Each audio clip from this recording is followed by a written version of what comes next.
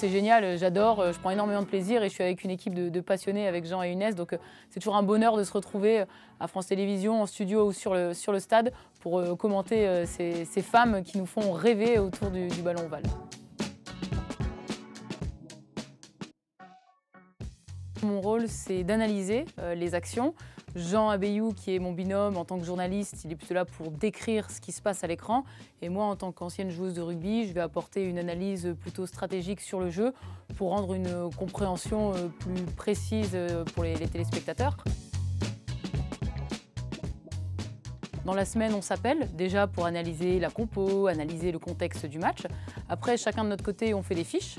Pour chaque joueuse, on a des informations qu'on va chercher sur différents sites. On essaye d'avoir parfois la petite actu sympathique à pouvoir donner à l'antenne. Et puis avant le match, on se retrouve tous les trois. Et l'objectif, c'est de faire une dernière passe sur les dernières actualités, sur le contexte, sur ce qui peut se passer dans le stade.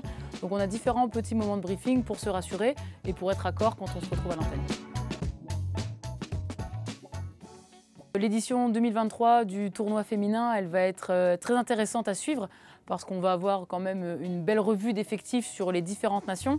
Il y a beaucoup de joueuses qui sont parties en retraite après la Coupe du Monde féminine, que ce soit en France, en Angleterre ou même d'ailleurs sur les autres. Donc c'est vrai que là, on s'attend à voir de nouvelles joueuses, de nouveaux staffs, une nouvelle dynamique parce que les équipes vont rentrer dans un nouveau cycle de préparation qui va durer 4 ans jusqu'à la prochaine Coupe du Monde en 2028.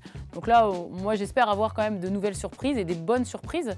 On va forcément se retrouver à nouveau dans un duel France-Angleterre qui a tenu ses promesses en Coupe du Monde, puisqu'on a eu un super crunch dans les matchs de qualification. Les Anglaises ont été jusqu'en finale, elles ont perdu une nouvelle fois contre les Néo-Zélandaises, donc elles vont avoir aussi à cœur de prendre une petite revanche sur ce tournoi destination. Donc je pense que ça va être très ouvert et j'espère que le dernier match, qui sera le France-Angleterre, tiendra aussi toutes ses promesses en 2023.